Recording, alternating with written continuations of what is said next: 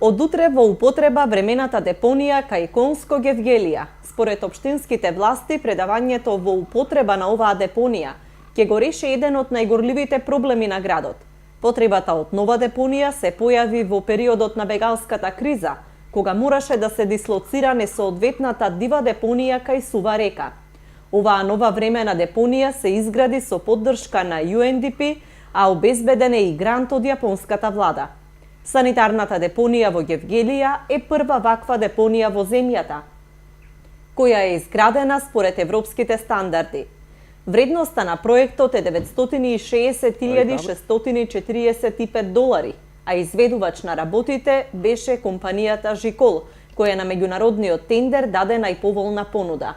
Новата депонија во Гевгелија, која ќе овозможи затворање на постојната несоодветна депонија кај Сува река, ќе биде од времен карактер, односно ќе биде дел од системот на регионалната депонија која треба да биде изградена во рамките на југоисточниот плански регион, каде што гравитира и општина Гевгелија.